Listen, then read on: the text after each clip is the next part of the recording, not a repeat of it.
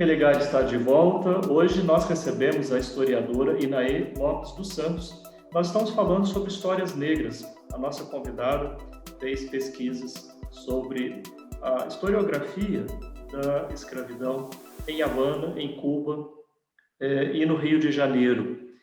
Sobre essa questão, a questão da escravidão no Rio de Janeiro, Inaê, como você estava falando no final do primeiro bloco, não era só um grande negócio de grandes proprietários, né? Mas era um negócio de famílias até com menos posses, né? O que Como que é esse traço da escravidão urbana no Rio de Janeiro? essa é uma característica muito marcante da escravidão urbana no Rio de Janeiro, que é o fato de a gente tratar de um escravizado, ele era uma propriedade e ele acabou se tornando, graças ao volume do tráfico transatlântico para o Brasil, uma propriedade de fácil acesso. Não é que ele fosse exatamente barato, mas ele era acessível a grande parte da população. Então, o que a gente observa é que boa, assim, não dá para a gente generalizar que todos tinham escravizados, mas a grande parte da população que morava no Rio de Janeiro naquele período possuía escravizados, mesmo as famílias mais humildes, que muitas vezes tinham uma escrava mais velha ou um escravizado mais velho. Eles não tinham escravizado que fosse o mais caro do mercado, mas tinham escravizados que trabalhavam, né, em diferentes atividades, executavam, inclusive, era muito comum, no caso das famílias mais pobres da cidade, que o mesmo escravizado executasse uma série de atividades ao longo de um dia. Então, de manhã ele trabalhava como escravizado doméstico, depois do almoço ele saía ou para, enfim, vender quitutes, ou então para calçar ruas, né? Se transformava no que a gente chama de escravo de ganho, que é uma categoria específica do mundo urbano. É importante sublinhar, o escravo de ganho é o escravizado que é, ele faz uma espécie de acordo com o seu proprietário, no qual ele arrenda a força de trabalho dele para um terceiro, e, em contrapartida, ele paga uma jornada de trabalho que pode ser diária, mas geralmente era quinzenal ou mensal para o seu proprietário. Então, façamos, né, enfim, é como se um escravizado tivesse um acordo com o seu proprietário que todo mês ele pagaria R$ 2.000 para esse proprietário, né?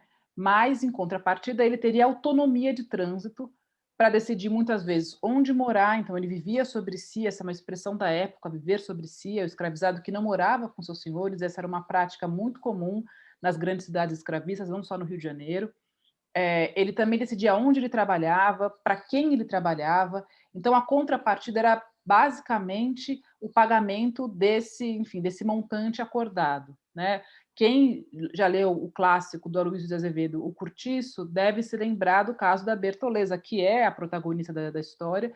Ela é uma escrava de ganho, tanto que o senhor dela vivia em Juiz de Fora, numa outra cidade, o que também era muito comum nesse período no Rio de Janeiro, né? Que os senhores de escravos não morassem ou na mesma casa, e muitas vezes nem na mesma cidade que os seus escravizados, porque o que a gente tem é uma cidade. O Rio de Janeiro se torna, na primeira metade do século XIX, uma cidade que depende da mão de obra escrava para funcionar, né? Então, as mais variadas atividades eram executadas por esses escravizados, desde as atividades, E aí eu digamos, ia te que perguntar quais são as atividades, né? eram, assim, são inúmeras, né? Então, os escravizados eram usados para calçar as ruas, eram usados para fazer iluminação noturna, eram responsáveis, talvez uma das imagens mais conhecidas são aqueles que traziam os dejetos das casas e jogavam nos rios ou no mar, os chamados tigres, né? Eles trabalhavam em empregos, em atividades domésticas nas casas dos seus senhores, o que muitas vezes significava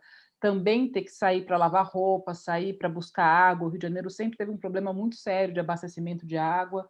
É, vendiam uma série de, enfim, de comidas, né? Geralmente as atividades de venda de comidas eram mais executadas por mulheres que por homens.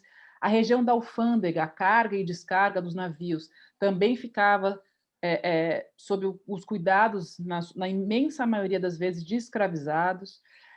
E, além disso, haviam também os escravizados que tinham atividades mais específicas, mais especializadas, que envolviam algum tipo de treinamento.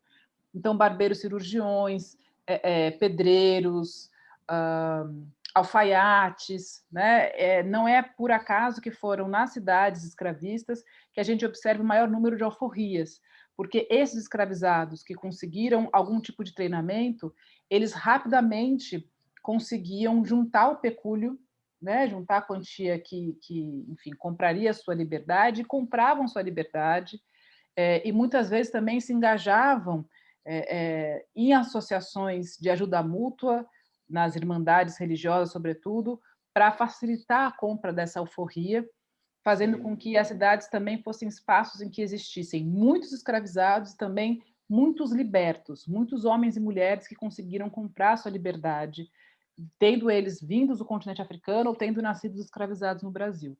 Então, o que Qual a gente foi? observa no Rio de Sim. Janeiro é isso. O Rio de Janeiro era uma cidade que dependia do trabalho escravo para funcionar. O Estado ele terceirizava parte dos serviços para esses escravizados executarem. Ou eles alugavam escravizados, ou eles utilizavam os escravizados que estavam presos no calabouço para, enfim, calçamento de ruas, aterramento de brejos. Então, a força motriz da cidade do Rio de Janeiro era uma força de trabalhadores escravizados. Inclusive, havia pessoas que ofereciam formação para depois vender ou alugar, não é? Exatamente, Essas porque pessoas. esses escravizados que tinham algum tipo de formação, eles eram muito mais caros, então também a compra da alforria deles era maior, eles valiam muito mais, mas eram homens e mulheres que tinham mais acesso, eles podiam arrendar sua força de trabalho também por um preço mais Sim. elevado. Então, geralmente, o que a gente observa é que esses homens e essas mulheres conseguem comprar alforria de forma mais rápida, né, do que os demais. E Nair, qual foi, você falou de irmandades, qual foi o papel, né, da religião, né, da experiência religiosa nesse processo aí, segundo na sua pesquisa? Olha, as irmandades negras, né? Então vou falar mais do aspecto da religião católica, né? Porque a gente tem as Sim, religiões de matriz africana sim, que muitas vezes também estão ali no meio enfim, da experiência das irmandades, mas as irmandades religiosas, as irmandades negras são irmandades que existiam desde o século XV na Península Ibérica, então na verdade antes da chegada dos europeus aqui na América já existiam essas irmandades em cidades como Lisboa, Sevilha, e o objetivo dessas irmandades era funcionar como associações de ajuda mútua. Tá?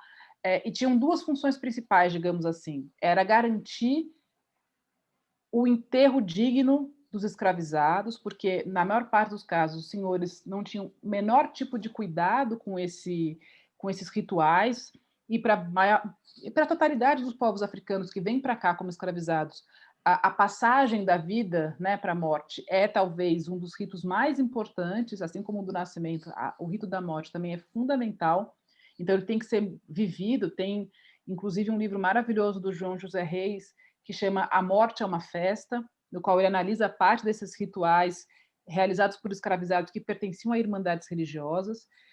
E aqui, na experiência da colonização e também do Brasil Império, o que a gente observa é que parte significativa dos africanos escravizados e também dos libertos africanos, sobretudo, se organizam nessas irmandades.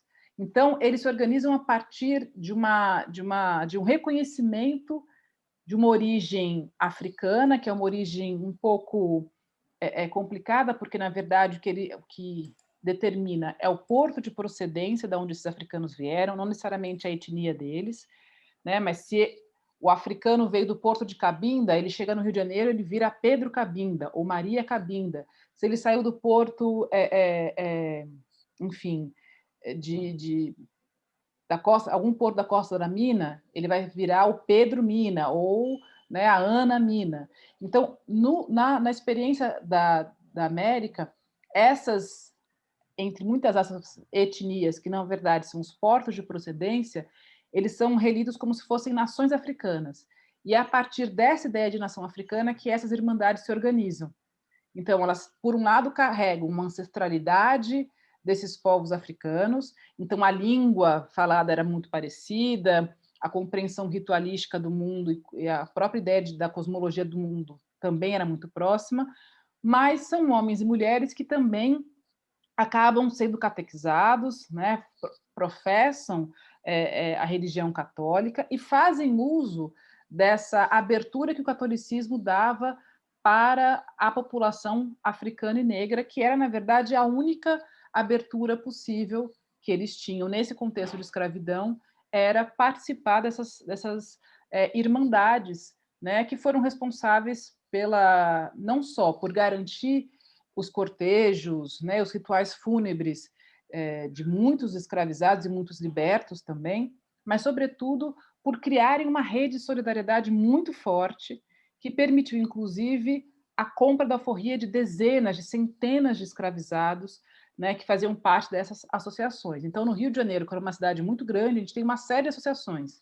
As associações, né, enfim, de São Benedito, Santa Efigênia, Nossa Senhora do Rosário. Então, geralmente, também uma marca que é muito comum das Irmandades é que elas estão ligadas a um santo, ao culto de um santo específico, e geralmente esse santo é um santo negro, né? Para poder, enfim, para a relação ficar um pouco mais próxima. E são irmandades, muitas das quais existem até hoje, né? E que continuam tendo um papel muito importante na tessitura dessas relações de compadrio, de amizade, até mesmo de casamentos dentre a população negra. Inaê, olha, infelizmente nosso tempo acabou. Estou pensando que tantas outras coisas que a gente podia seguir conversando aqui. Quero agradecer, mas eu não posso deixar de parabenizar você pelo trabalho que você está fazendo. Eu acompanho seu perfil no Instagram, você trazendo sempre, né, a história de pessoas negras, né? Você tem meio minutinho para falar desse trabalho? Falo, é um perfil que tem, o objetivo é esse, trazer um pouco de histórias de personagens negras do Brasil, da América e do continente africano, que tiveram grande importância na história, no momento em que eles viveram, que elas viveram, mas que a sua história acabou sendo silenciada, como infelizmente acontece com a maior parte da população, da história da população negra no Ocidente. Então, o nome é enfim, um atributo ao feminismo negro, que é Nossos Passos Vêm de Longe, e a ideia é essa, trazer um pouco dessas trajetórias. Olha, muito obrigado, então, mais uma vez, por você ter participado aqui conosco. Nós somos um projeto de extensão do Programa de Pós-Graduação em Ciências da Religião da PUC Minas. Para conhecer as nossas atividades, você pode acessar a página que está em pucminas.br/ppgcr. Obrigado pela sua companhia, obrigado à nossa equipe. Nós voltamos na próxima semana com mais um Religare Conhecimento e Religião. Um abraço muito cordial e até a próxima.